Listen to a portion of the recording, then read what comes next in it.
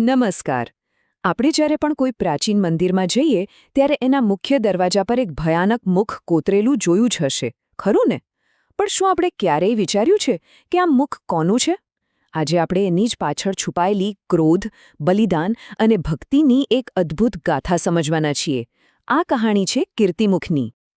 આપણા મનમાં સવાલ તો થાય જ ને કે મંદિરમાં પ્રવેશતા પહેલાં જ દેવી દેવતાઓની મૂર્તિઓ કરતાં પણ ઊંચા સ્થાને આ વિકરાળ ચહેરો કેમ છે?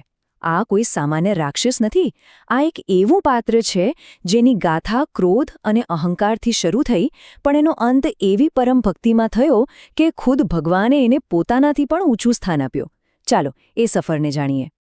તો આ આખી વાર્તાની શરૂઆત થાય છે એક અપમાનથી, અને એ પણ એવું અપમાન જેની કોઈ કલ્પના પણ ન કરી શકે. એક એવું અપમાન જેણે બ્રહ્માંડની શાંતિને ઢોળી નાખી અને એક ભયંકર શક્તિને જન્મ આપ્યો. કલ્પના કરો, કૈલાશ પર્વત, ચારે બાજુ શાંતિ, અને મહાદેવ પોતે ઊંડા ધ્યાનમાં લીન છે. બધું જ સ્થિર હતું, પણ ત્યારે જ શક્તિના અભિમાનમાં ચૂર અસુર રાજા જલંધરે આ શાંતિ ભંગ કરવાનું વિચાર્યું. એણે પોતાના દૂત રાહુને કૈલાશ મોકલ્યો, અને એ પણ એક એવો સંદેશો આપીને જે સીધો મહાદેવના ક્રોધને આમંત્રણ આપવા બરાબર હતો. રાહુએ મહાદેવ સમક્ષ જઈને આ જ શબ્દો કહ્યા. વિચારો તો ખરા, આ કોઈ સામાન્ય ધમકી નહોતી. આ તો સીધે સીધું જગતમાતા અને જગતપિતાનું અપમાન હતું. જેવા આ શબ્દો શિવના કાને પડ્યા, જાણે સમય થંભી ગયો. આખું કૈલાશ ધ્રુજી ઉઠ્યો. આવા અક્ષમ્ય અપમાનનું પરિણામ તરત જ આવ્યું, અને એટલું ભયાનક હતું જેની કોઈએ કલ્પના પણ નહોતી કરી. મહાદેવના ક્રોધે એક એવા સ્વરૂપને જન્મ આપ્યો જેની ભૂખ આખી સૃષ્ટિને ગળી શકે એમ હતી. મહાદેવનું ત્રીજું નેત્ર ખુલ્યું અને એમાંથી એક પ્રચંડ ઊર્જાનો ગોળો બહાર આવ્યો. જોત જોતામાં એ ઊર્જાએ એક ભયાનક પ્રાણીનું રૂપ લઈ લીધું. આ પ્રાણી બીજું કંઈ નહીં પણ ખુદ મહાદેવના ક્રોધનું જીવંત સ્વરૂપ હતું, અને એનો જન્મ ફક્ત અને ફક્ત ભક્ષણ કરવા માટે જ થયો હતો. એનું સ્વરૂપ અત્યંત વિકરાળ હતું. સિંહ જેવું મોઢું, આંખોમાં જાણે બ્રહ્માંડને ભસ્મ કરી દે એવી આગ, અને લપલપાતી જીભ. એ માત્ર ક્રોધ નહોતો, એ ભૂખનો અવતાર હતો. એની ભૂખ એટલી પ્રચંડ હતી કે એની સામે જે આવે એ બધું જ ગળી જવા માંગતું હતું. અને પછી આખા કૈલાશમાં મહાદેવનો આદેશ ગુંજ્યો. એમણે પેલા પ્રાણીને કહ્યું, જા અને રાહુને ખાઈ જા. બસ આટલું સાંભળતા જ રાહુનું બધું અભિમાન ઓગળી ગયું. પોતાની તરફ મૃત્યુને આવતો જોઈને એ ભયથી કાંપવા લાગ્યો અને સીધો જ મહાદેવના ચરણોમાં પડીને જીવની ભીખ માંગવા લાગ્યો. મહાદેવ તો ભોળાનાથ, કરુણાના સાગર. એમણે રાહુને માફ કરી દીધો.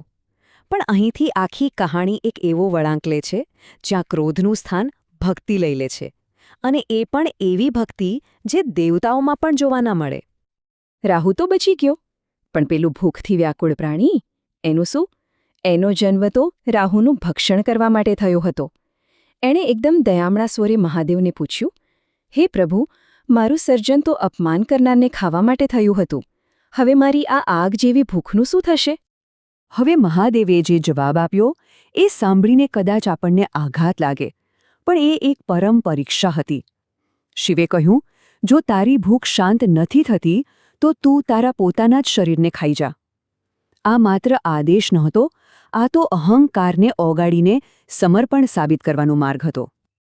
અને પછી જે થયું એ અદ્વિતીય હતું. પેલા પ્રાણીએ એક ક્ષણનો પણ વિલંબ ન કર્યો. કોઈ સવાલ નહીં, કોઈ શંકા નહીં, બસ પ્રભુનો આદેશ. એણે તરત જ પોતાના શરીરને ખાવાનું શરૂ કર્યું.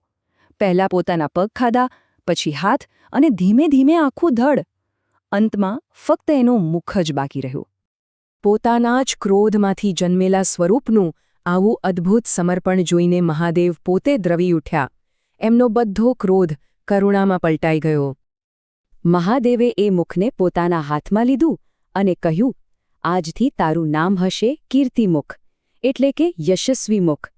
તે જે ભક્તિ અને સમર્પણ બતાવ્યું છે એ તો દેવતાઓમાં પણ જોવા મળતું નથી. તું મારો પરમ ભક્ત છે. અને પછી મહાદેવે કીર્તિમુખને વરદાન આપ્યા. એમણે કહ્યું, તું મારા સૌથી પ્રિય ગણોમાંનો એક બનીશ. દરેક શિવ મંદિરના દ્વાર પર તારું સ્થાન હશે, અને એ પણ દેવતાઓથી ઊંચું. તારું કામ હશે મંદિરની રક્ષા કરવાનું અને બધી નકારાત્મક શક્તિઓનો નાશ કરવાનો.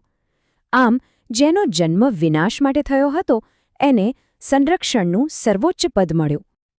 અને આ રીતે જે શિવના પ્રચંડ ક્રોધમાંથી જન્મ્યું હતું એ જ શિવનો સર્વોચ્ચ ભક્ત અને સંરક્ષક બન્યું. કીર્તિમુખની ગાથા એ વાતનું શ્રેષ્ઠ ઉદાહરણ છે કે કેવી રીતે સંપૂર્ણ સમર્પણ દ્વારા ક્રોધ જેવી ઊર્જાને પણ ભક્તિમાં બદલી શકાય છે. તો આ પ્રાચીન કથા તો આપણે સાંભળી, પણ આજના સમયમાં એનો શું અર્થ છે? જ્યારે પણ આપણે મંદિરમાં પ્રવેશતા પહેલા આ મુખ જોઈએ ત્યારે એ આપણને શું શીખવે છે? કીર્તિમુખ મંદિરનું રક્ષણ કોઈની સાથે લડીને નથી કરતું. એ મંદિરની પવિત્રતા જાળવવા માટે આપણી અંદરની અને આસપાસની બધી જ નકારાત્મક ઊર્જા, ખરાબ વિચારો અને અશુદ્ધિઓને ખાઈ જાય છે. બરાબર એ જ રીતે જે રીતે એણે પોતાના શરીરને ખાઈ લીધું હતું. એ આપણને યાદ અપાવે છે કે ઈશ્વર પાસે જતા પહેલાં આપણા અહંકાર અને નકારાત્મકતાનો ત્યાગ કરવો કેટલો જરૂરી છે. તો હવે પછી જ્યારે પણ કોઈ મંદિરના દ્વાર પર આ ભયાનક લાગતું મુખ જુઓ ત્યારે એક ક્ષણ માટે વિચારજો, શું આપણને એક વિકરાળ રાક્ષસ દેખાય છે કે પછી એક એવો પરમ ભક્ત જે આપણને શીખવે છે કે સાચું સમર્પણ આપણા સૌથી મોટા ક્રોધને પણ ઈશ્વરની સૌથી મોટી કૃપામાં બદલી શકે છે.